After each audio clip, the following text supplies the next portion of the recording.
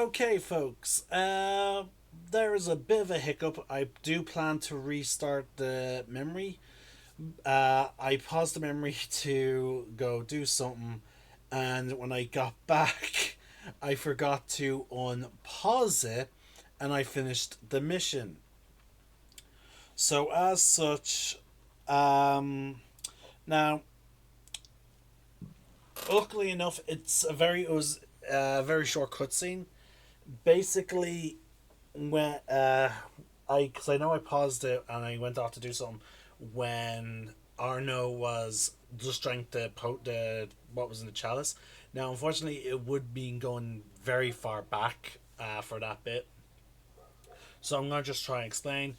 It's essentially just an obstacle course.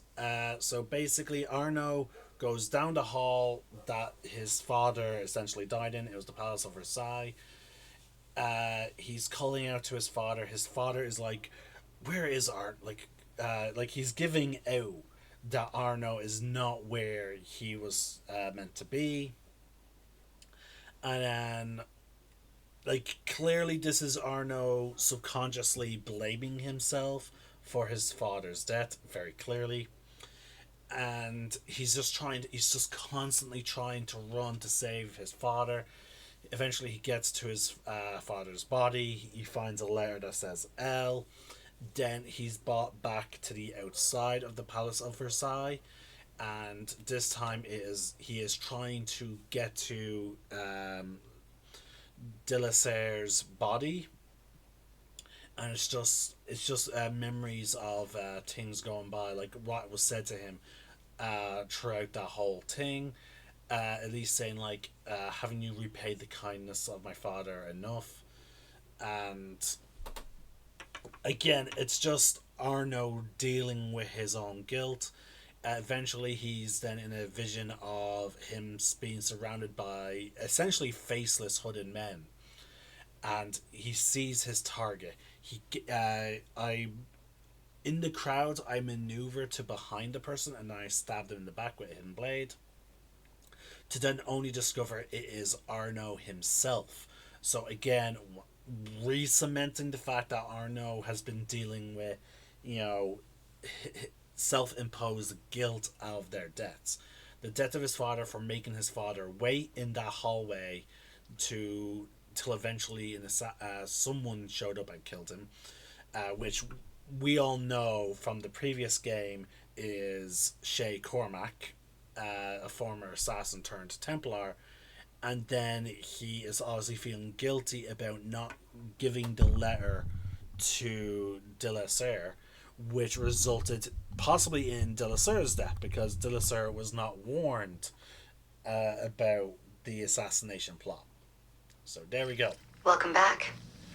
Oh, and then then he comes out of vision, and they talk about how Arno Dorian has died. Everything that he was is now gone.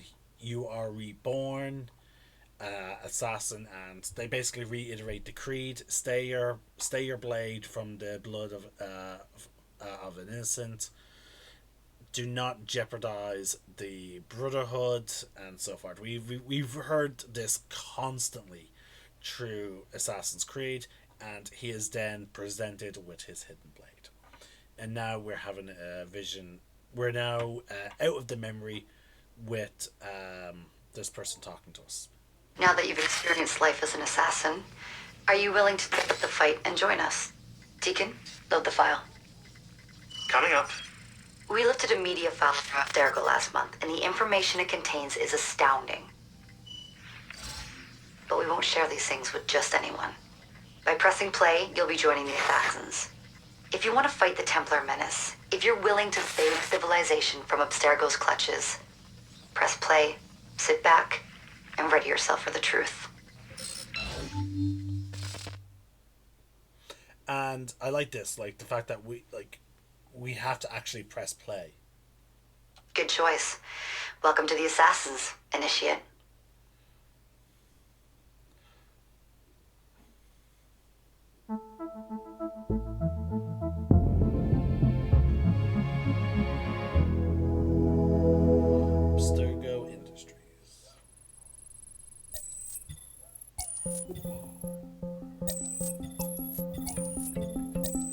In the 1950s, it was theorized that human DNA worked via the triple helix model.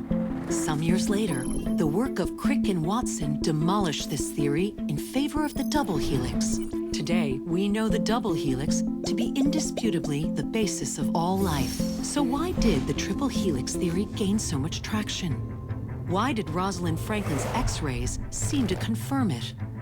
It turns out that their initial samples had been taken from small traces of precursor DNA, the rare genes of an ancient race embedded in our own.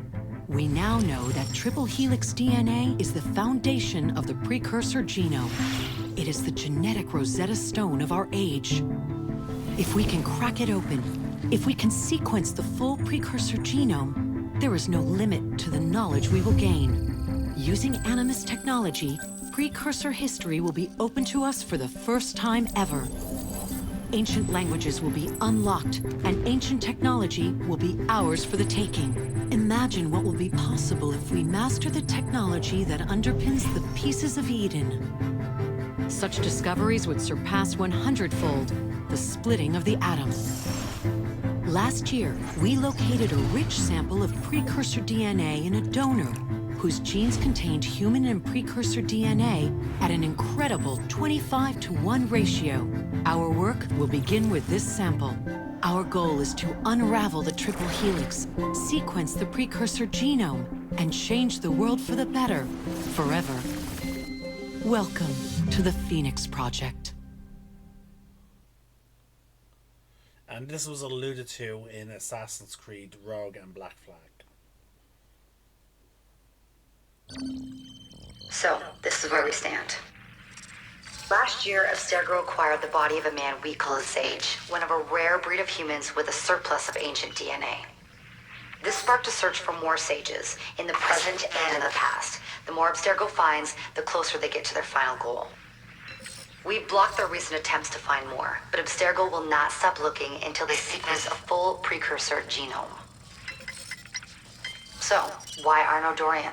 Why chase an assassin through the French Revolution? It turns out, at some point in his life, Arnaud came into contact with another sage. We need you to find out when and where these meetings took place. If Arnaud was present for this sage's death, it might lead Abstergo straight to his body. Naturally, we'd like to find it first. This is where you come in. It won't be simple. Genetic memory must be tackled in sequence to keep the data stable. But we're confident you're up to the task. And you won't be alone. Other initiates, assassins just like you, are doing their part to end this fight. If you need more training, more experience, you can call on them for help. All right. And this was the introduction to the Loading the next sequence. Which again, I was a big fan of. It's just it was badly executed. I have to clarify that. As much as I do think multiplayer Assassin's Creed games could work, the execution is key. I've got something else for you. The more time you spend with Arnaud, the more data we'll have to increase your synchronization with him, and to activate his abilities. Here, have a look at this. Now, this is another thing that they started. This is the game that started it all. The RPG elements, which was some that I was always a big fan of, and me and my friends also liked it, especially with this multiplayer aspect, because one of the things we did is I was all about the stealth and the disguises, and my friends did other stuff. I had a friend who basically built his version of Arno to be a bloody powerhouse. Like his whole thing was to quickly take down, and like he was to activate big fights, whereas I would sneak around and go after the objective. So there we go. There's the pistol.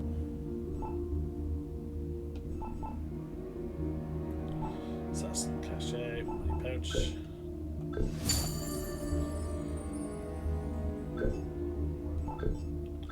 One last thing. While you've been busy, I had Deacon do some poking around in Arnaud's memories. Seems he was a busy guy. See that symbol? That's a co-op mission. I play a lot of games multiplayer.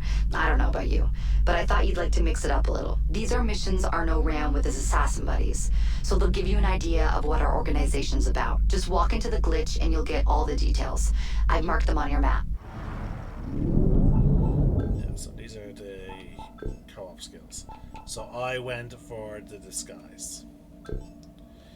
He went for group healing, and then we had the person who was all about the ranged, and he went for the assassin cache. It was really fun when we and two of my friends. It was so fun.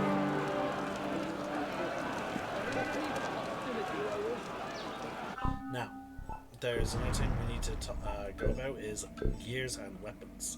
So as you can see, we have a multitude of different equipments. So there we go. The ones with the ticks are the ones that we own. And as you can see, they all have like different stats. I am going to go with the saber.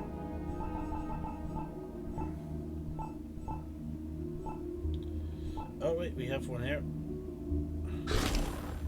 Stragovia. Now I always did like using the katana, but yeah, it is quite costly. And then also you have the eagle saber. You have to complete Dead King's Shura's Legacy, doing the thing, and then obviously Sword of Eden. We also have long weapons. Hooked Impaler, Golden Vector Corbin,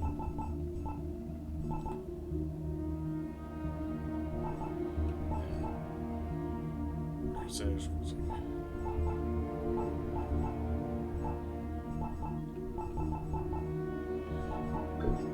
And then we have Heavy.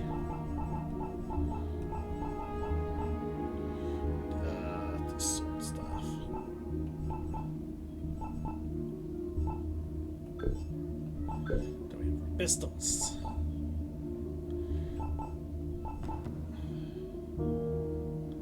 Now I believe the speed stat when it comes to the pistols is all about the reload.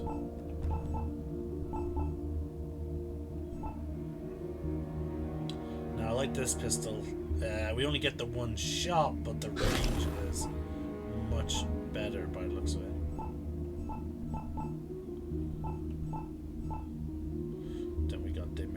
Flintlock. Arno's pistol.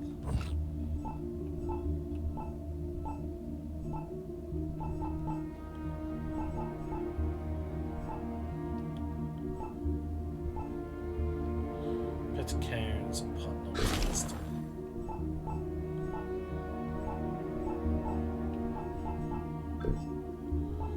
We also have rifles.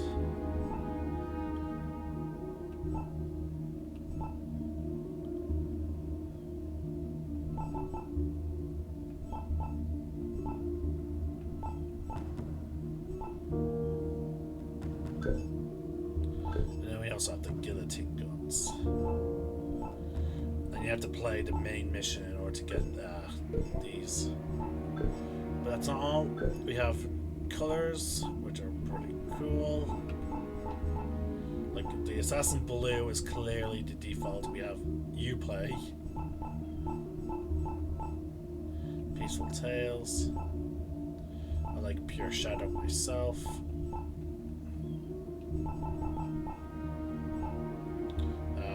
In order to get that, we need to do a lot of missions. So I do like Darkest Alley as a backup. And as you can see here, these things add to our other stuff as well, like such as stealth, melee, health, and range abilities. My favorite set was the Prowler. Very good for boosting Eagle Vision, and it also allows us to get additional money. You have the legendary Prowler there, like look at that. Additional money looted, 60% base, and if you upgrade it Like, it is very good for health and stealth. Now, the Sans Culotte is the best for just pure stealth. So there's always that. And as you can see, it gives you extra Assassin's Creed points. I was never too sure about that.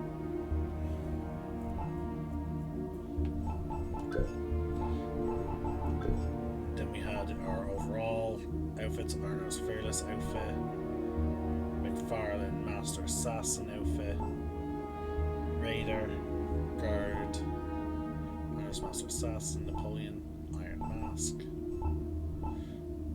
Connor, Edward, Shay Cormac, Bellic's Master Assassin outfit, and then Altair's. So this game started.